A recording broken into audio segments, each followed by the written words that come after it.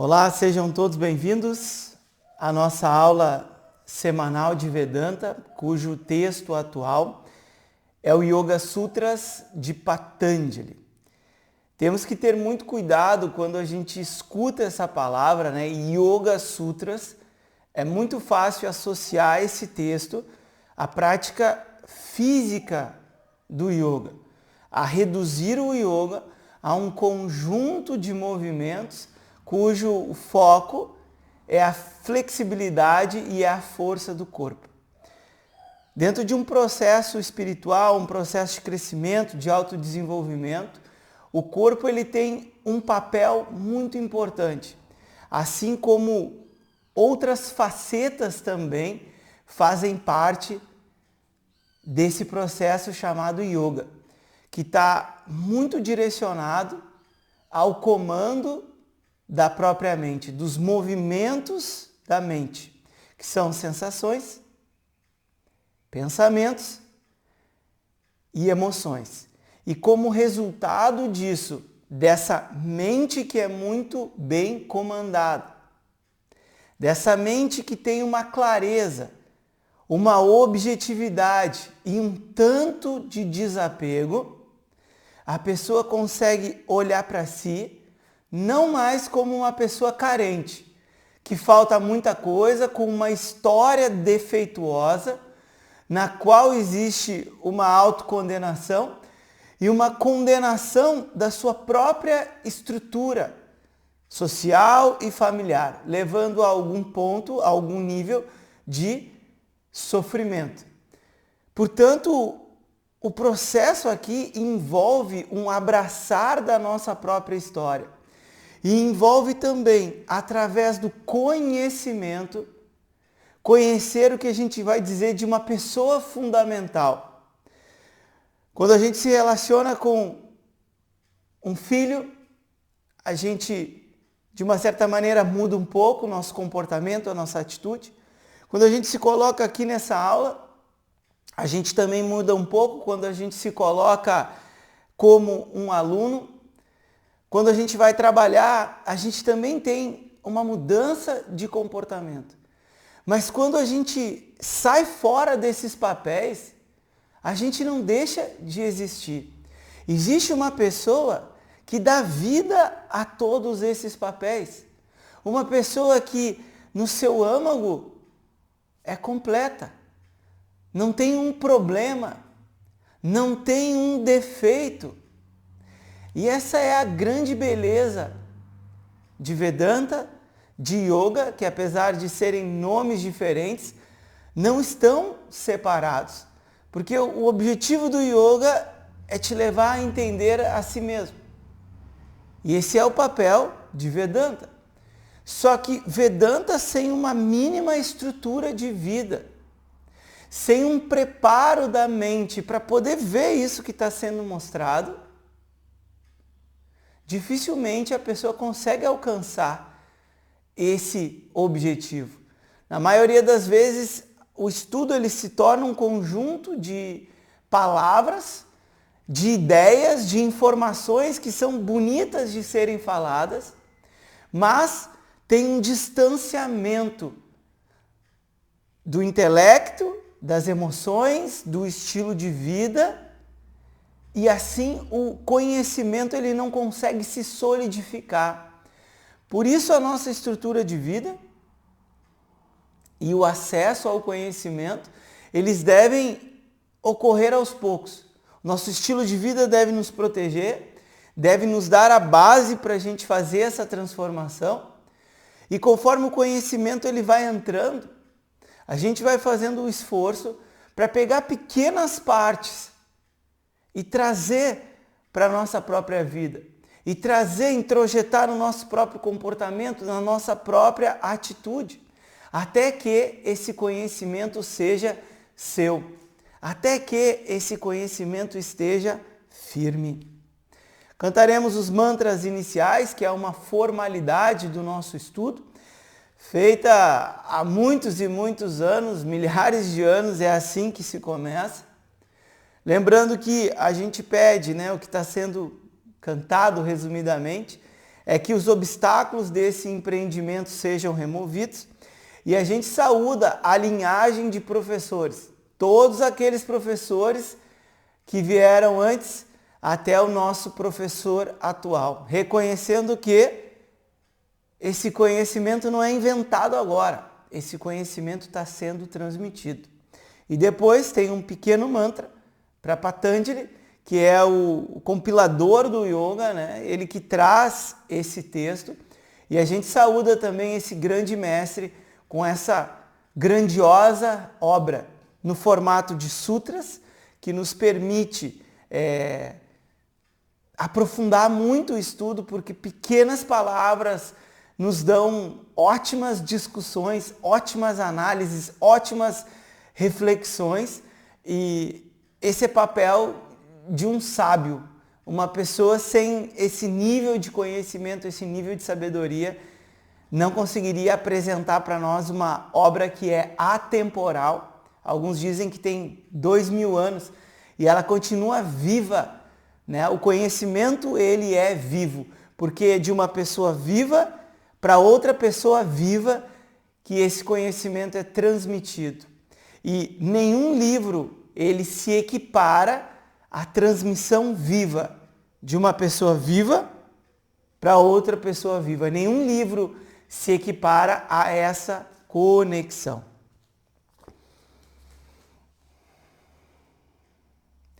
Om Shuklam Baradaram Vishnum Shashivarnam Chaturbhujam Prasannavadanam Dhyayet Sarva Vigino Pashantaye. Om Namah Shivaya Gurave Sachid Anandamurtaye Nishprapanchaya Shantaya Shri Shivanandaya Te Namaha Shri Vishwanathaya Te Namaha. Om.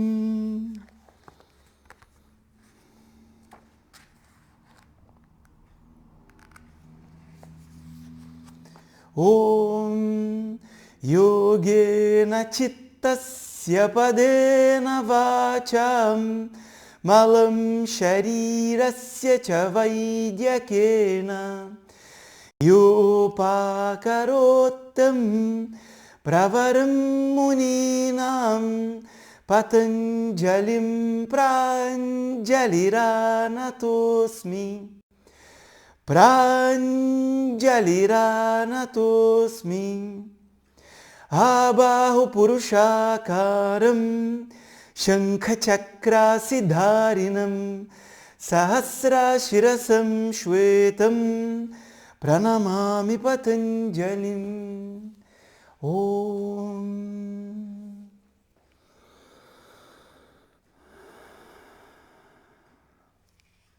Um Namastê. O sutra que a gente está trabalhando nesse momento é o seguinte, sutra número 20 da seção 5, que fala de esforços e compromissos. Shraddha, Virya, Smriti, Samadhi, Prajna. Para outras pessoas que querem alcançar o autoconhecimento, e a gente vai chamar também de autorrealização. E o que é uma pessoa realizada? É uma pessoa que está contente com a sua própria vida, que está contente com a sua própria história. Aqui tem um ponto importante. Contente não é deslumbrado, sabe? Com aquela visão da pessoa que está na espiritualidade, que faz namastê para todo mundo, que está tomando, como é que se diz? Tapa na cabeça da vida, está apanhando da vida e diz que está sempre tudo bem, com um sorriso no rosto. Essa visão é um estereótipo da espiritualidade e difere da realidade. Porque mesmo com o conhecimento concluído, né, esse conhecimento de si mesmo, a gente ainda vai continuar tendo emoções. A gente ainda vai continuar tendo dificuldades, desafios na própria vida. Só que se eu estou livre do desejo, porque o desejo vem para perpetuar alguma coisa ou para suprir uma carência. Eu quero algo que eu não tenho, algo que me falta, e como eu não vejo em mim uma suficiência para estar bem, eu preciso de bengalas, eu preciso de muitas coisas externas para me amparar. Eu vou olhar para o mundo, eu vou olhar para fora de mim mesmo e eu vou sair correndo. Eu vou lutar muito para tentar me preencher. E é aqui que o jogo começa a mudar. Para chegar até aqui e fazer esse questionamento de que eu quero um tanto de segurança para estar bem, é isso que eu quero, a segurança para me fazer bem, que eu quero ter prazer para estar bem, que eu quero ser uma pessoa correta, que tenha um comportamento que não prejudique as outras pessoas, não prejudique a mim mesmo. Por quê? Porque eu quero estar bem. Então, eu estou procurando um bem-estar. Só que sem esse questionamento de qual é a fonte desse bem-estar, o nosso olhar, ele sempre se volta para o mundo. E quando a gente acha que vai alcançar, vem um degrau, uma situação inesperada vem uma mudança, vem uma perda. E aquela ideia de que se eu lutar muito, se eu correr muito, eu elimino tudo que é ruim, aí sim. Eu relaxo, eu respiro fundo e aí eu completei, eu estou contente, eu estou satisfeito. Se a gente vê, o processo não é assim. A pessoa corre, em vez de ela ficar mais satisfeita, ela fica insatisfeita. Em vez da pessoa que conquistou muita coisa, e as pessoas conquistam muito, encontrar um contentamento, isso não quer dizer que a pessoa vai abandonar o seu trabalho, abandonar a sua família, abandonar o seu dinheiro, mas encontrar uma suficiência para lidar com a vida como ela é, sem aquela ideia de que tudo tem que ser diferente a todo momento, de que a resposta das outras pessoas frente a mim, frente a você, tem que ser diferente, de que o seu pai e a sua mãe tinham que ter sido diferentes para que as coisas fossem diferentes daqui para frente. É verdade que se eles fossem diferentes, seria diferente, mas não foi. Então tudo que aconteceu na vida e está acontecendo é permeado por uma ordem que passa despercebido pela visão das pessoas, no qual se traz o conceito de sorte e azar. Mas aqui nessa tradição, sorte e azar não é aceito. Por isso que a gente fala de karma. E no Sutra passado, Sutra 19, Patanjali fala que devido ao esforço de muitas e muitas vidas, porque para questionar isso, esse questionamento, de onde vem essa fonte de bem-estar? Eu estou tentando pelo mundo e não está dando certo. Então o questionamento ele vai para um outro nível. E qual é? Como eu me livro do sofrimento? Como eu me libero do sofrimento? E é através dessa pequena pergunta é que de fato a gente mergulha fundo na espiritualidade. Porque a resposta não está em acumular. Agora vem um conceito novo muito interessante do consumo crônico. A sociedade vive um momento de consumo crônico, no qual não consegue sentar, se tranquilizar, porque quando vem esse momento de silêncio, digamos assim, a mente precisa se abraçar em algo, precisa se agarrar em algo, eu preciso estar sempre me movimentando. As pessoas aprenderam a correr, mas não aprenderam o básico, a aquietar o corpo e a aquietar a mente. E olhar para si com essa mente aquietada. E por isso, esse é o grande problema do ser humano. A falha em reconhecer que aquilo que existe em mim de mais fundamental é a paz. Essa é a minha natureza, essa é a minha essência, que não anula a minha personalidade, que não anula o meu comportamento. E por isso que ao longo desse processo vai haver uma grande transformação, porque deve haver um alinhamento emocional e intelectual, um alinhamento do meu estilo de vida com o conhecimento que eu quero adquirir. Porque sem esse alinhamento, eu não tenho como assimilar firmemente esse conhecimento. Portanto, em algum momento existe o questionamento. Como que eu me libero do sofrimento? E muitas pessoas vão entrar nesse processo só pela segurança. E o nível de segurança é o quê? Saúde. A pessoa não sabe que ela quer se liberar do sofrimento. Ela sabe que ela quer ter saúde, que é para que ela esteja bem. Mas só a saúde, se a gente for bem realista e coerente, para muitas pessoas não traz uma completude, não traz um contentamento com a sua história, consigo e com a sua própria vida. Tem muitas pessoas que são saudáveis que criam uma obsessão de mais e mais e mais e mais e mais. E o exercício que é para ser algo libertador se torna uma prisão, porque a pessoa precisa fazer séries e séries e séries e séries. A pessoa precisa fracionar toda a comida, fugir de uma alimentação natural, tomar comprimido disso, comprimido daquilo, alimentação sintética. Ué, a saúde não é para te dar liberdade, bem-estar? E por que está criando uma prisão para essa pessoa? Porque a saúde ela não traz isso de uma maneira absoluta, ela é fundamental. Sem essa segurança, né, uma estrutura de vida, a gente compromete a nossa estrutura psicológica.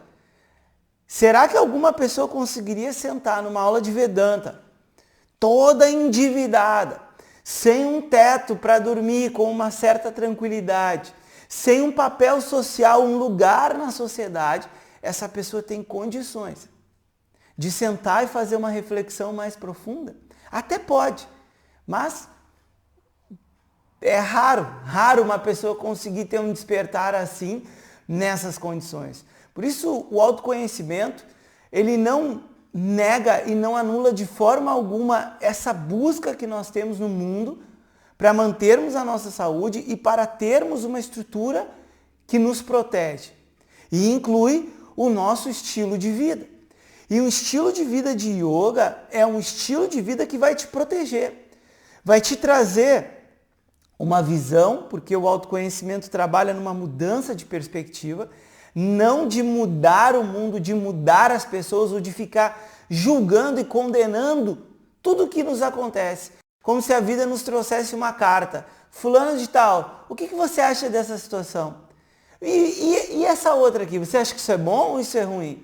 A vida não nos traz uma pergunta. Quando as coisas precisam acontecer, elas vão acontecer. E se a gente está apegado a um ideal, a uma ideia de como as coisas têm que ser, naturalmente a gente resiste às mudanças. E essa resistência é o oposto do que a gente quer encontrar com Vedanta.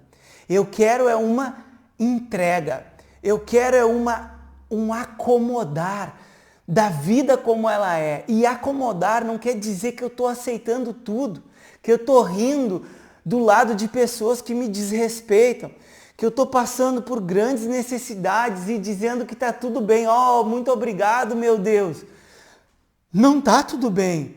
O esforço, ele continua firme na direção daquilo que é necessário para a gente estar minimamente equilibrado. Porém, não existe um apego, que o apego é a conclusão de que algo fora de mim é essencial para eu estar bem. O primeiro nível da pergunta é algo negativo, é como eu me libero do sofrimento. E se você pegar isso, é repetido, porque isso aqui é muito importante. Todas as pessoas que você conhece, provavelmente você não conhece ninguém que faz esse questionamento. Como que eu me libero do sofrimento? As pessoas vão correr atrás de muitas coisas, mas chegar nesse nível de questionamento, como eu me libero do sofrimento, isso leva muitas e muitas vidas. E todo o esforço que você faz, como a gente viu nas aulas passadas, que a gente explicou a fundo o karma, a gente não perde todo o nosso conhecimento. Como Platão falou, mas isso já está na tradição védica. Talvez aquilo que a gente chama de conhecimento, a gente está reconhecendo, lembrando de algo que já está em nós. Então, nessa transição de vidas e vidas e vidas, uma profunda impressão ela vai sendo criada e nos dá a possibilidade de certas facilidades. E essa é uma forma de alcançar essa autorrealização. A pessoa vem para essa vida com bons karmas de encontrar um professor quando a pessoa é bem nova, de encontrar uma tradição, de conseguir questionar a realidade da vida, de sair fora desses jogos de sedução, jogos de poder, esses jogos de competição. As pessoas não sabem lidar com uma pessoa que está fora dos jogos de competição, com os jogos de poder. Uma pessoa que não está aqui para querer ser melhor do que os outros. Uma pessoa que está aqui para querer viver os seus próprios karmas, encontrando a si mesmo, cumprindo o seu papel. E reconhecendo as outras pessoas como elas são, como pessoas cujas histórias são únicas. Quando uma pessoa lida com uma pessoa que é livre a esse ponto, e uma pessoa que não tem essa competição com o outro, a pessoa não sabe como lidar com esse outro que está fora desse jogo. Porque a sociedade está estruturada num jogo de poder, num jogo de eu sou melhor, diminuindo os outros, como se isso me desse segurança, como se isso me fizesse me sentir melhor. Aparentemente parece. Isso leva a pessoa a uma solidão, a um sofrimento, a uma tristeza, porque a gente não pode esquecer, a gente está de passagem aqui. E se o propósito da vida é acumular um monte de coisa, meu querido e minha querida, isso serve para mim também. Daqui a pouco a gente está fazendo assim, ó, tchau para você, eu tenho assim, ó, tchau para ti. E essa é a verdade, o tempo está passando. Então se nessa vida encontrar essa autorrealização, esse contentamento, essa satisfação, qual que é o propósito de tudo isso, de viver tudo isso? E a maturidade não é a mesma coisa com idade adulta. Muita coisa cresce automático. Márcio, o que você fez para a unha crescer? Eu não faço nada. Eu só estou sentado aqui no corpo, a unha cresce. Márcio, o que você faz com esse pouco cabelo que você tem para crescer? Eu não faço nada. O cabelo cresce. E a barba? Eu não faço nada. A barba cresce, o corpo cresce também. Isso é automático. Mas a maturidade não é automático. Tem pessoas que têm 70, 80 anos e têm uma mentalidade muito infantil. Não consegue ter uma objetividade frente à vida, não consegue olhar com clareza, né, para as causas do seu próprio desconforto, não consegue lidar, não aprendeu a lidar com as suas próprias emoções. As emoções não são algo perverso, as emoções são o que nos torna humanos. E qual é o propósito? Se eu não conseguir sentir raiva sem me condenar, se eu não conseguir sentir tristeza, sem achar que está tudo errado comigo, sem achar que eu deveria ter feito muitas coisas diferentes. Sentir tristeza é o que nos torna humano. Sentir raiva é o que nos torna humano. E tudo isso faz parte dessa história. Só que não é tentando se preencher lá fora que a gente vai encontrar um preenchimento interno. Tudo isso vai ajudar. Uma boa estrutura familiar, um bom relacionamento, uma boa conta bancária, tudo isso vai nos dar o suporte para passar por esse profundo processo de uma transformação que vai envolver as nossas emoções, que vai envolver certas memórias nas quais a gente se agarra, e a maioria dessas memórias está ligada ao nosso passado, à nossa criação com pai e mãe, que influencia o nosso relacionamento, seja com outras pessoas, com o trabalho, porém um relacionamento que por vezes é esquecido, com o todo, porque a gente está se relacionando com a natureza, a gente não está separado da natureza. E o símbolo de uma pessoa madura é essa pessoa que invoca uma objetividade. O que é para mim fazer agora? Que consegue nesses momentos de mudança Em vez de se perturbar, de ficar nervoso, ansioso, consegue se tranquilizar e esperar, aguentar firme esse processo, até que encontre uma brecha, uma janelinha aberta e perceba, olha, agora eu sigo por aqui. Mas completando esse processo de maturidade. E uma pessoa madura completamente é aquela que removeu a ignorância da sua própria mente. E conheceu, não é com base em crença, que essa pessoa fundamental, ela não tem um defeito. Ela é completa e completamente suficiente para essa história que nós estamos vivendo. Para lidar com esses filhos, para lidar com esse momento de estudo, para lidar com uma profissão, para lidar com algumas perdas. E nisso tudo que acontece, as emoções vão fluir naturalmente, sem uma condenação. E até que se solidifique essa visão, a gente vai cair, a gente vai ver uma distância entre tudo que a gente está escutando e aprendendo, daquilo que a gente realmente vive, só que conforme o tempo vai passando, essa mudança cognitiva, ela vai acontecendo. E para a mudança cognitiva acontecer, a primeira palavra que o nosso mestre coloca é Shraddha. Porque eu preciso ter uma confiança, eu preciso ter o mínimo de reconhecimento que Vedanta, Yoga, meditação, pode dar o que eu tanto quero.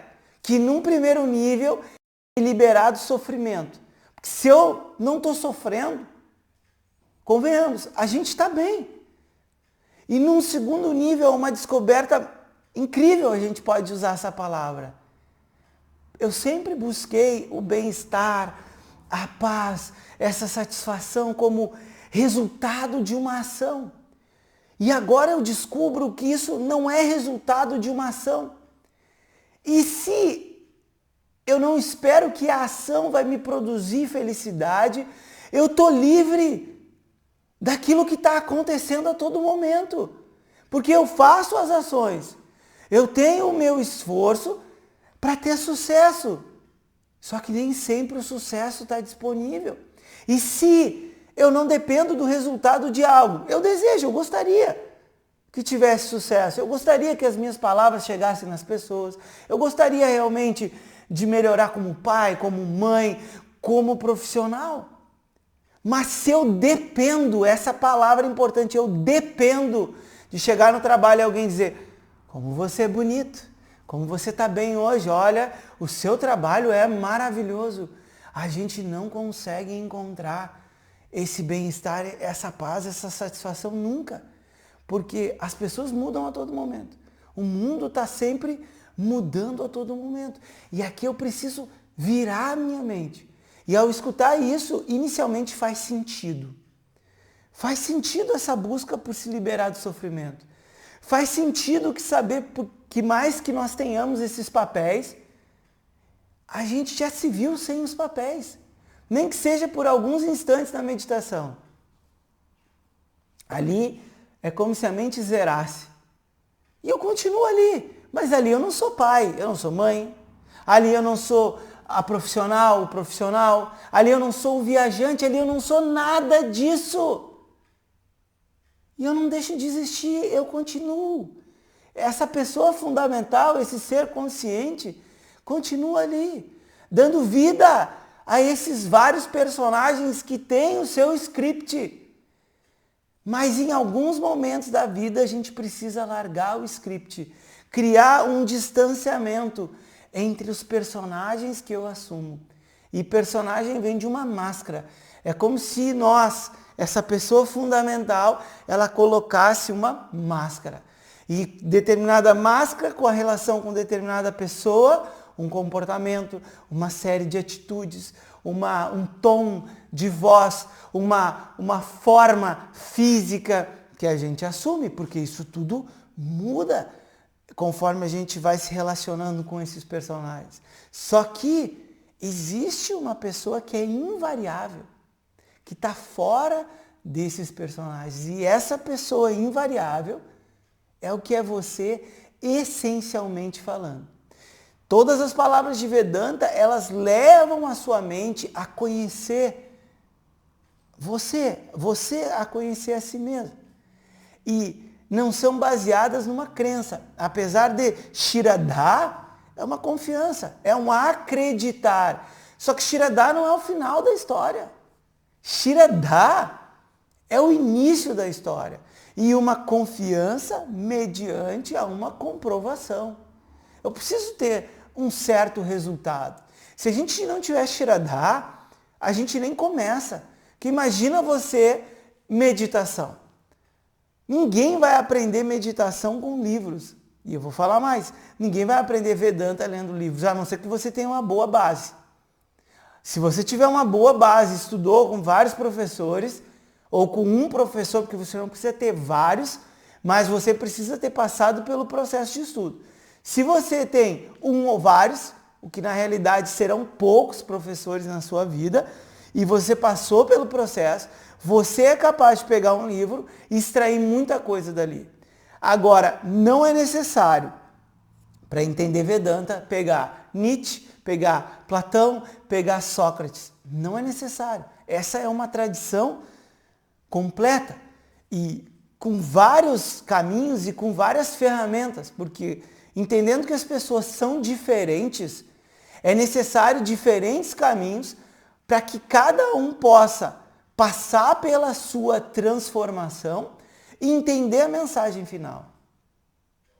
E a mensagem final é essa visão de que você não tem um defeito, a sua vida não tem um defeito, a sua história não tem um defeito e que você é completamente suficiente para viver tudo que está aqui disponível e mais do que isso.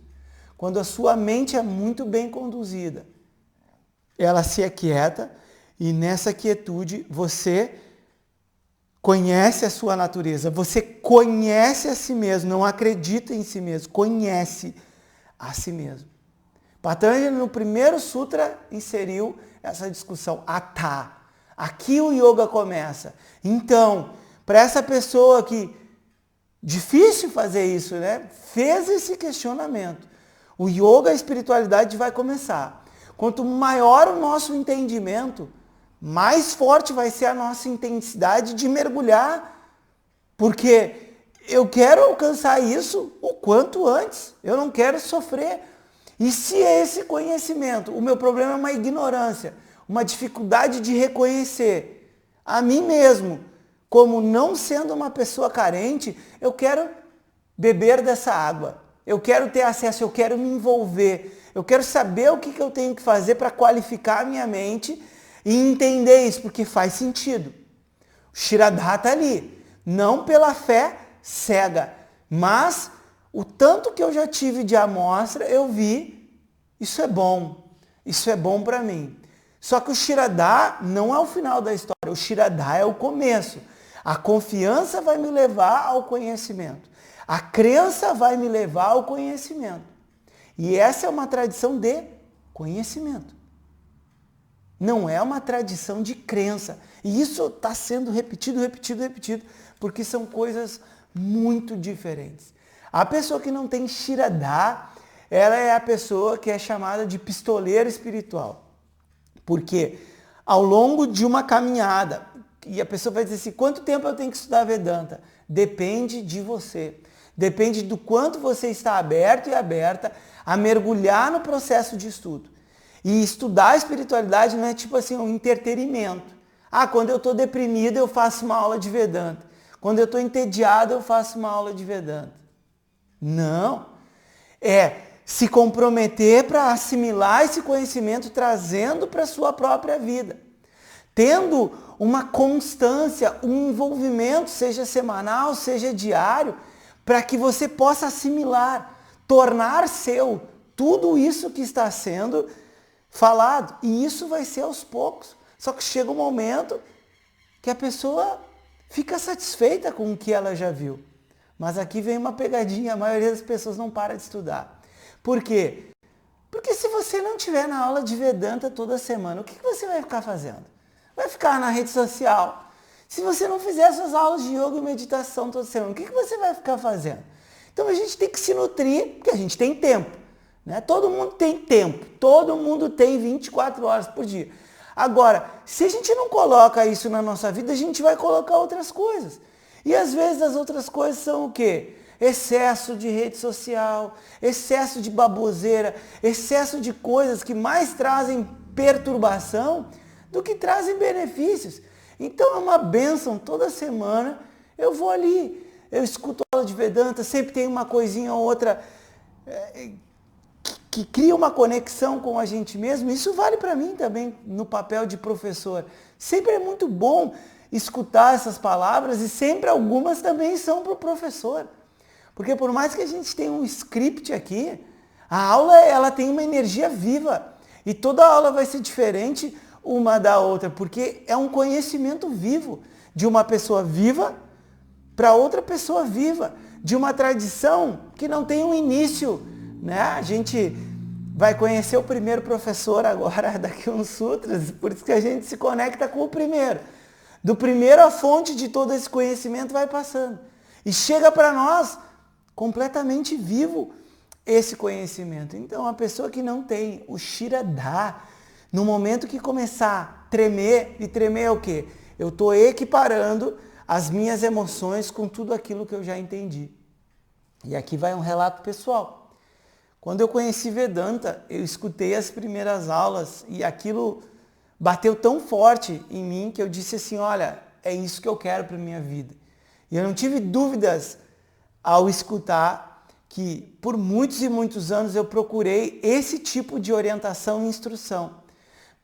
Porque até mesmo dentro do yoga era difícil aceitar essas ideias de que eu teria que meditar 8 horas por dia, que um dia vem uma luz e desce na minha cabeça, que a pessoa se enche de poderes, porque isso difere da realidade.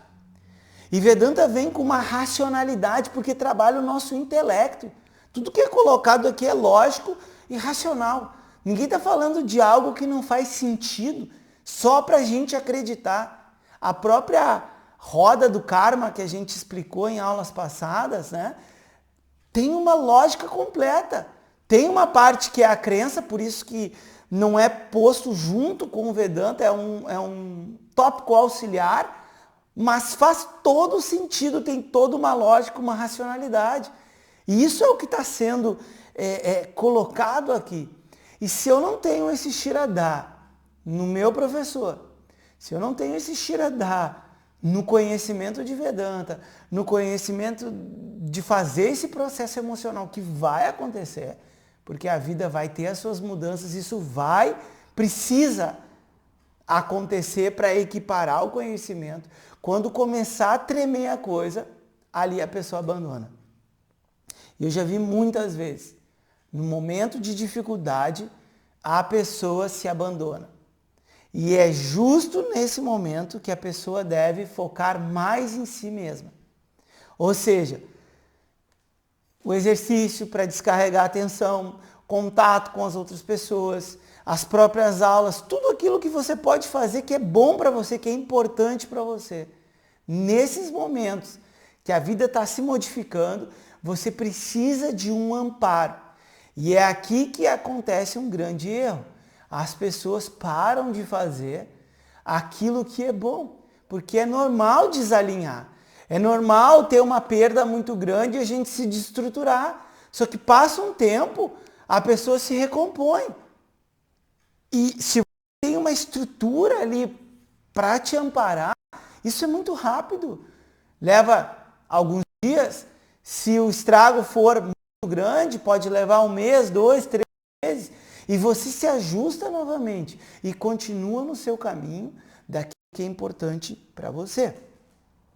A segunda palavra é virya.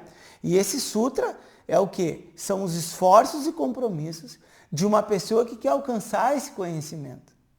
De uma pessoa que quer alcançar essa autorrealização. E esses são os passos necessários, seja com qualquer professor que você precisa ter na sua vida. Primeiro é a confiança, mediante a comprovação.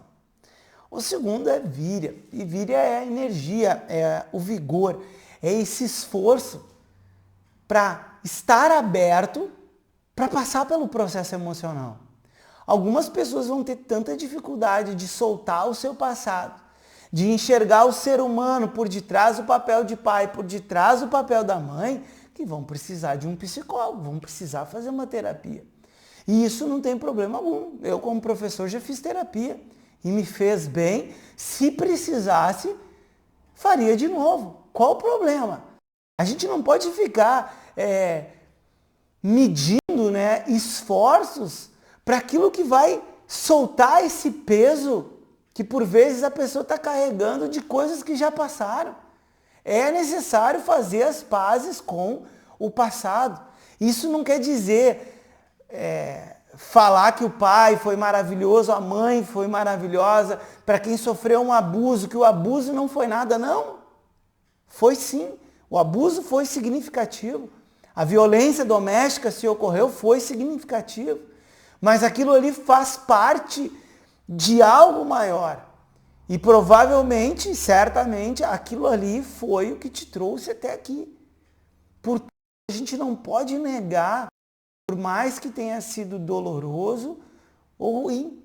E a gente não precisa ruminar e ficar falando para os outros também, olha, eu quando era pequeno, eu sofri muito abuso, meu pai foi violento, eu não, mas a pessoa, né? Foi violento comigo, aí por isso eu sou meio agressivo, então eu quero distância das outras pessoas. Essa é a fala de quem não curou o trauma. O pai foi violento e criou uma distância emocional entre o filho e o próprio pai a vida inteira. O filho sofreu muito por causa desse abuso aí, muito por causa dessa violência. E hoje o filho replica a mesma coisa, afasta as outras pessoas pela sua agressividade. Só que aqui chegou o momento que a pessoa já enxerga. A pessoa tomou consciência que ela recebeu um presente. Coisas muito positivas e algumas coisas negativas, bem negativas, que vêm do pai e a mãe. E agora está o esforço. E esse tipo de coisa a gente acomoda. Mas não quer dizer que eu aceito passivamente. Não consegui me relacionar com as outras pessoas porque o meu pai nunca criou uma relação emocional comigo, então agora eu afasto todo mundo do meu círculo íntimo. Se eu não quero ter intimidade com ninguém, tá tudo bem. Mas o problema é que a maioria dessas pessoas quer ter intimidade. Fica tipo uma mosquinha na volta dos outros e quando as outras pessoas se aproximam, essa pessoa bate. Essa pessoa afasta. Isso é chamado de trauma. E esse trauma vai criar sofrimento, porque internamente tem uma divisão. Eu quero me relacionar, mas eu afasto as outras pessoas. É triste isso. E isso acontece muito em vários círculos íntimos, sociais e familiares. Por isso que o esforço, víria, essa segunda palavra, ela é muito importante. E ela vai estar conectada com o Shraddha, com a confiança. Porque ninguém quer passar por um sofrimento, ninguém quer trazer para sua mente consciente coisas que foi tão dolorosas, porque vai vir emoções juntas. A pessoa vai pensar nesse pai, vai vir raiva. Mas a cura vem quando? Quando essa pessoa olha o pai fora do papel do pai. Isso é um exercício fundamental. Olhar as pessoas, hoje mesmo, o marido não precisa, as pessoas às vezes têm os apelidinhos no relacionamento, tá?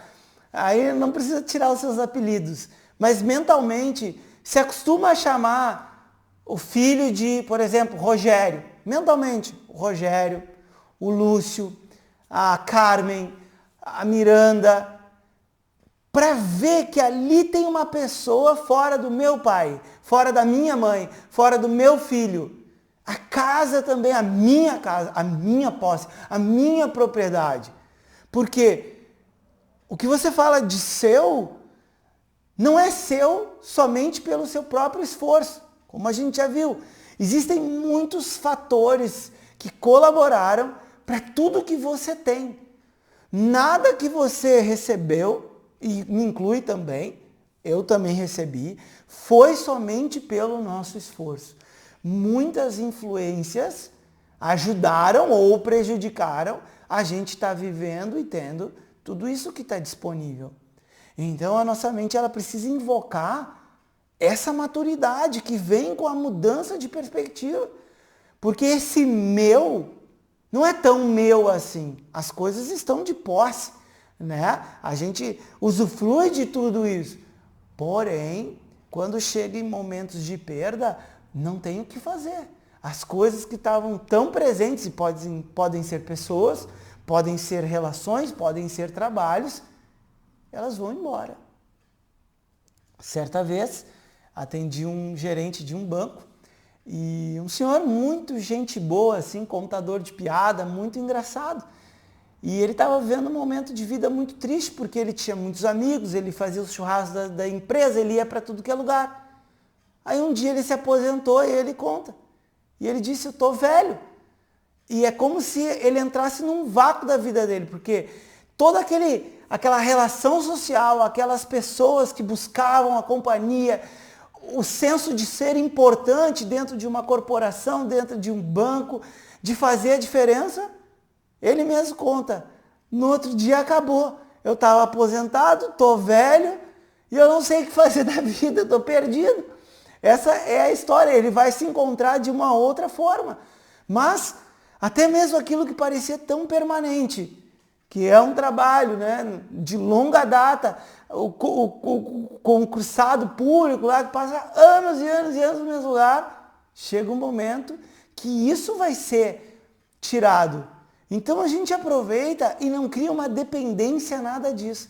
E tudo isso está na nossa mente, nessa relação de meu, de uma posse, nesse exercício simples de ver as pessoas fora do papel. Em vez do meu pai, eu vejo o Rogério ali, com as suas dificuldades.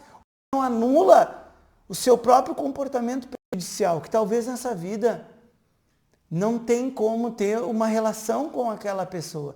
Mas, dentro de mim, dentro de você, eu encontro uma acomodação.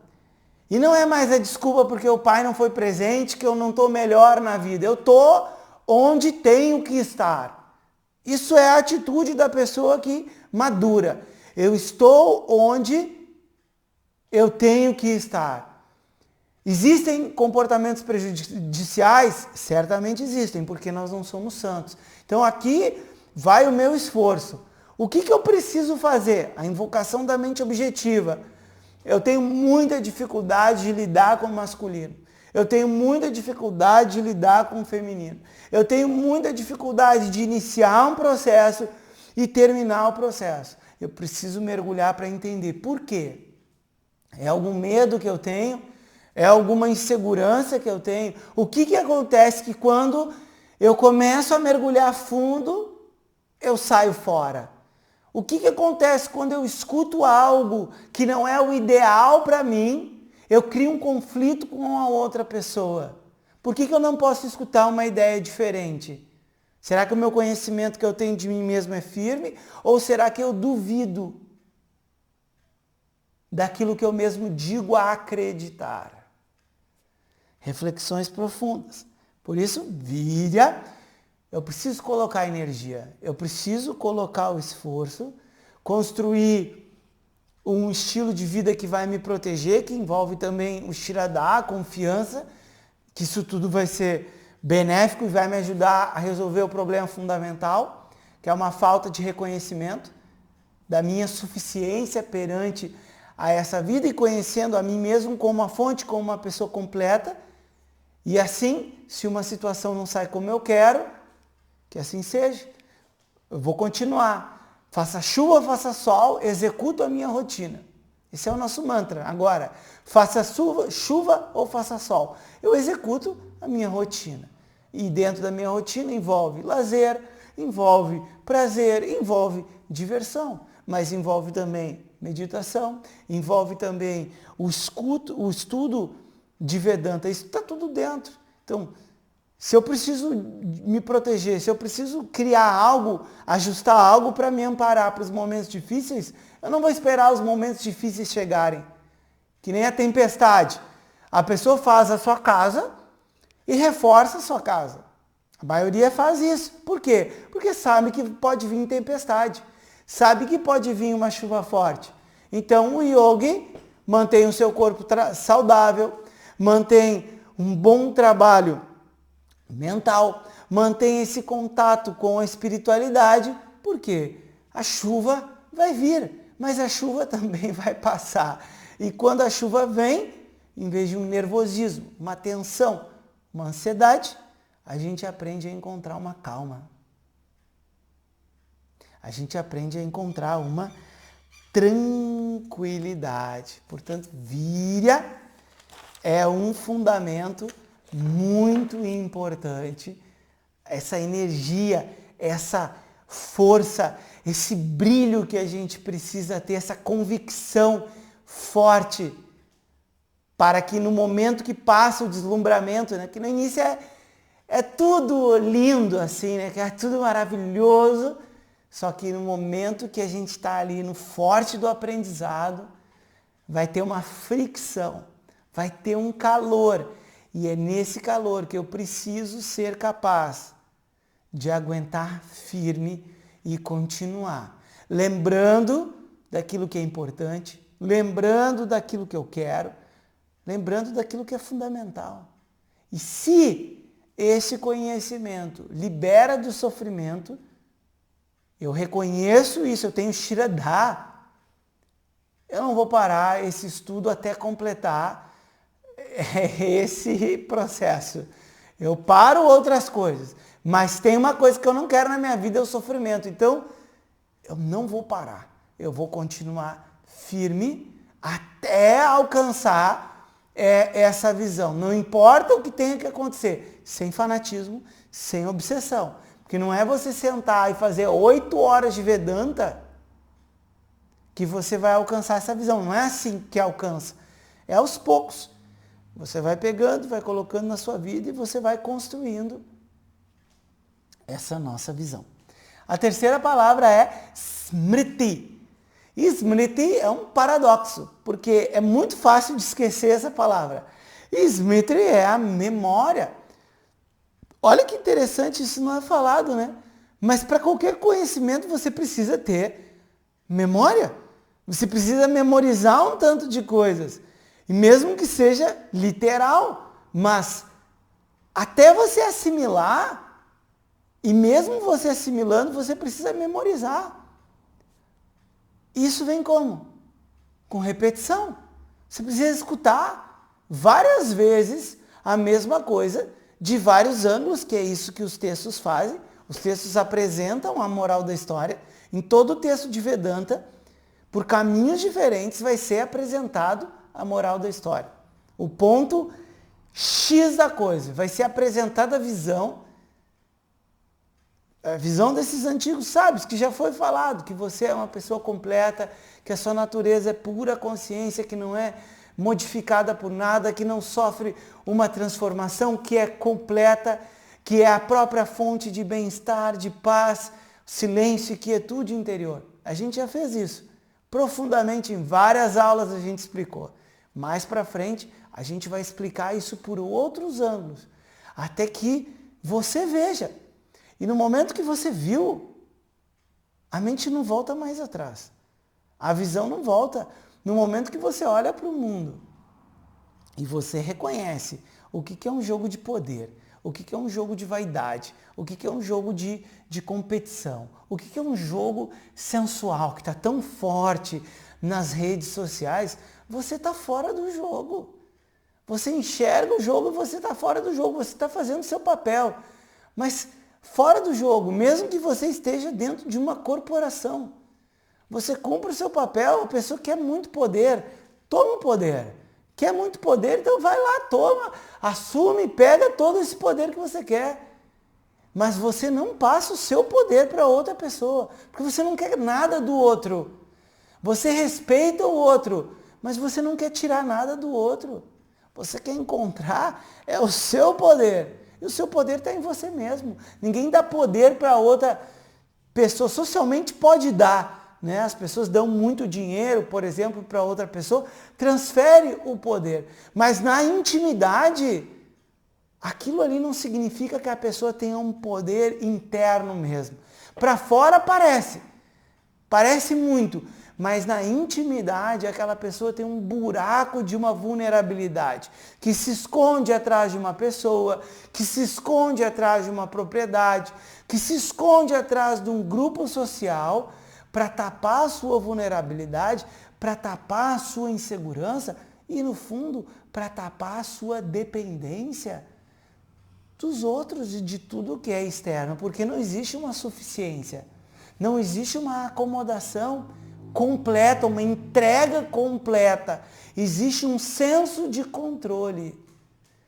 Mas aqui o senso de controle, ele é deixado de lado por um firme Shraddha, por uma energia por passar pelo processo emocional, por uma memorização desse conhecimento que libera a pessoa de um sofrimento e leva a pessoa a conhecer aquilo que é eterno. Porque se não muda, é eterno. Tudo que muda está relacionado ao tempo. Mas aquilo que não muda, não tem um início, não tem um fim, porque não muda. É eterno. E o conhecimento ele vai levar você a esse reconhecimento de algo que está dentro, não algo que está fora. E também a memória da nossa proposta de vida. O que eu quero? Sabe? E essas perguntas você pode fazer mentalmente todo dia para você mesmo. O que você quer como pessoa da sua própria vida? Deixa a mente responder todo dia. Você acorda, vai dormir e faz essas perguntas. O que eu quero como pessoa da minha vida? Qual é a minha proposta de vida? O que é mais importante para mim nesse momento da minha vida?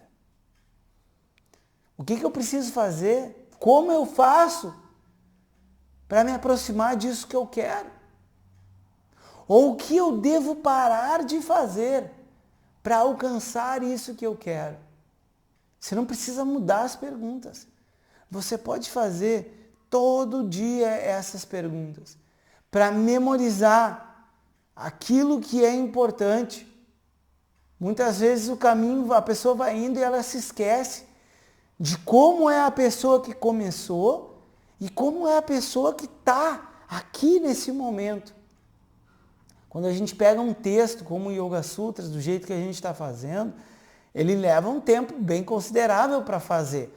A gente não tem uma previsão exata se vai levar mais 6 meses, um pouquinho mais, um pouquinho menos.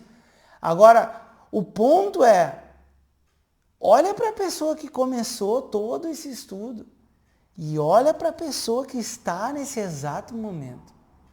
E você vai se surpreender, porque existe uma grande mudança que não pode ser comprada por dinheiro nenhum, somente pela pessoa que se esforçou para passar por tudo isso.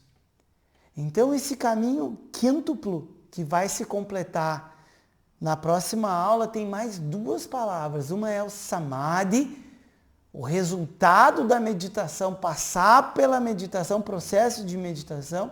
E a gente fala processo porque não é uma etapa só, né? São várias etapas. O Samadhi, ou seja, a prática de meditação, e o Prajna, a sabedoria, a firmeza do conhecimento, o conhecimento assimilado.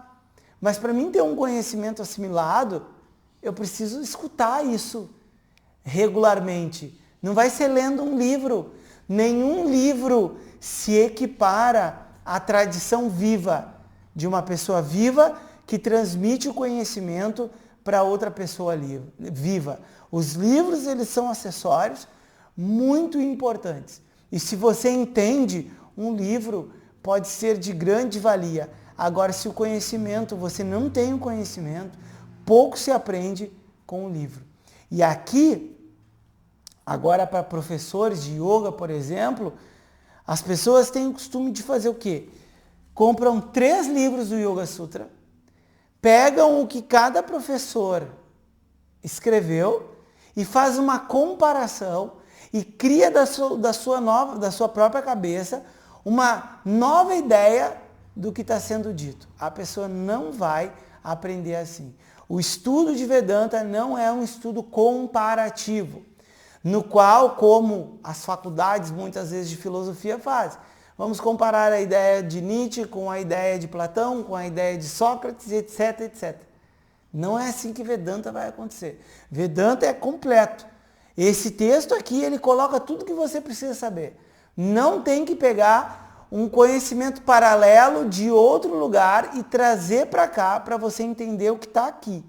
Normalmente, quando isso ocorre, é um sinônimo, é um reflexo de que existe um buraco na visão daquele que ensina. Por isso é importante aprender de alguém que passou pelo ensino, processo adequado. E a forma adequada é essa forma que nós estamos fazendo aqui. Hoje, direto do original. Smriti, Shraddha, Virya, né? E todos os sutras que a gente está trazendo aqui para tentar entender e conseguir entender isso em algum momento, que é alcançar essa visão que está sendo mostrada para todos nós. Então, quanto tempo vai durar, de verdade, não é o mais importante. O mais importante é você conseguir enxergar o que está sendo mostrado. Om Purnamadav Purnamidam Purnat Purnamudachyate Purnasya Purnamadaya Purnameva Vashishyate Om Shanti Shanti Shanti Om Shri Gurubhyo Namaha Harehi Om.